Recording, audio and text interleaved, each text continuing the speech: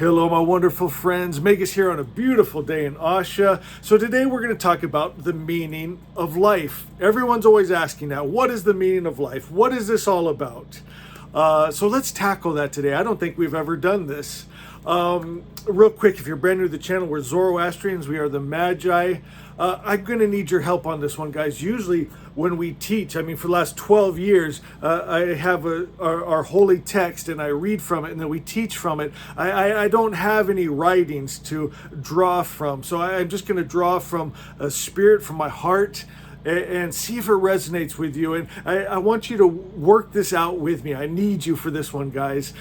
So as I gotten older, I realized things that people told me were meaningful, I see as not meaningful. I'll give you some examples. I went into the army, right? Where they tell you it's for God and for country, and it's patriotism, and it's a holy act. But I did not see any God, any good when I was in the army. And my friends, I thought about it. What about the people that laid there, soldiers dying for whatever country they were fighting and killing and dying for, and at the end of their life, no matter what anyone else said, did they lay there dying thinking this was a life well spent? My friends, I don't think many would. Maybe some were that brainwashed that they thought killing and dying and war, maybe they could see it that way, but I don't think many would. I think many would think, I should have loved more. I should have done more. And my friends, I'm telling you, I've seen this not only in the army, in religion. My God, I spent most of my early life preparing to be a pastor. And I'm thinking about it. You get to the end of your life, pastor, and you got so many people to say the sinner's prayer, but did you do more good than harm? How much did you really do good by getting them to say the prayer? How much did that really change their lives? How much harm did you do by taking their money that they didn't have to give and God didn't need? My friends, to build your church and your sound systems and your lifestyle. My friends, I think of it when I go to the doctors and the dentist. They fill a need, right? Your tooth hurts, you need a dentist. You break an arm, you need a doctor. But how many tests do they also do that you didn't need and you couldn't afford, and you get into debt? And how much medication did they give you that did more damage to your body than good? And when you get to the end of your life and you think, how much good did I do? How much harm did I do? Don't let other people tell you the meaning of what God is and what your life is. You put the meaning into this life. And I feel so stirred by this, my friend, because I felt it in everything I did, guys. Every job I had, they always wanted to mix it and taint it with something foul and evil. Even things, my God, selling cars. That should have been an obvious one. But I loved cars when I was younger, so I sold cars.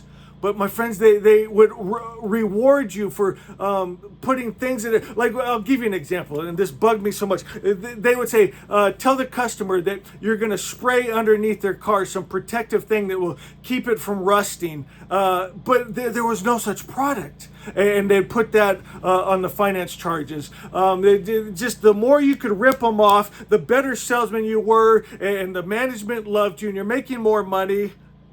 My friends, even I did photography, and I was thinking, surely there's nothing evil, right? Just art and photography. But they would make me take pictures of things and put pictures in the magazines that weren't good.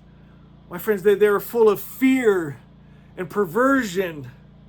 And I was thinking, is there anything that's just pure? Is there medicine? Is there politics? Is there religion? Anything that's just pure and good that I get to the end of my life and I put the meaning into, I see the meaning of it, and it was good. My friends, and I've only found one thing, and that is Asha. Asha is the capital R real, the capital T truth, the all good. It's the love without the hate, the peace without the war. It's the all-good God, unmixed, undefiled, undiluted, of the original religion, Zoroastrianism. I didn't find it anywhere else. My friends, in the world religions and what they call holy books, the stories, my friends, were horrific. Killing men, women, children, stoning your children when they're disrespectful. But when you're raised from it as a child, somehow our minds just gloss over it and you don't think about it. What would it look like to take a rock and kill your own child, to go into another nation and run your sword into children and babies? It talked about in the Bible having women, children, wives, sex slaves. Why can we just gloss over that? It's in the Bible. God must have had a reason. It ain't God. And you must know that, and your heart does know that. But we fall for their lies and their control and their manipulation, and it hurts only us. My friends, your soul is your soul. How much good and love are you doing? How much harm are you refusing to do? And it might cost you. How could you ever have the beautiful wife and the beautiful home and the cars if you won't do what everyone else is willing to do? And that's up to you. But when you get older and to the end of your life, will you think this was a life well lived? And my friends, I'll tell you, there's nothing like, and I thank you for this. Every day I get the comments and the messages from you guys saying, thank you, Magus. This message has changed my life. I'm no longer scared of God. I'm no longer confused. I know what good is and I know what bad is. My goodness, they took the name God and that's supposed to be the highest principle of good, and they said he can send sickness and disease. He can send his own children to hell. He can tell soldiers to go and kill men, women, and children and bring the spoils back. And I was so confused, and nothing was good enough, but I was scared to question it, my friends. But the original religion, God was just good and love and peace and joy, and that's what we hold, Magi. And as we hold this Asha, this truth, this good, this love, my friends, it changes hearts and minds. And it will change the world. My friends, love is the most powerful force there is. And I don't care what anyone says. I'm not impressed with their guns and their bombs and their hate and their anger and their warring gods. My friends, love is everything, but it's a choice. Will you choose love? Will you choose purity? Will you be strong enough to say no? Will you be strong enough to stand up and say, I don't like that? And it's not comfortable. It's not easy. My God, when I was in Bible college, the professors did not like me, and the whole room felt like they were against me. They would just take it in, whatever they said.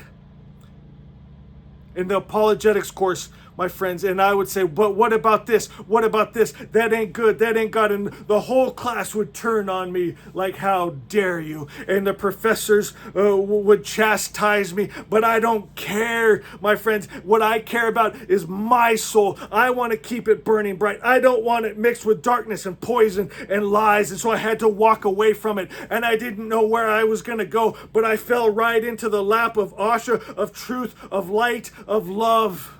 My friends, when I sat down, those false gods and those false books and those false stories, my friends, Asha was just there. Heaven on earth was just there. Love, truth, clarity is just there. That's what's real. That's the true world, my friends. And it feels so good to see. I could just leave it there. Just to see, my friends, not to be blinded with their lies. My friends, we have something so beautiful here. Today, shine your light, Magi. Choose right. Choose Asha. Be the love. Be the kindness. Be the joy that other souls are crying out for.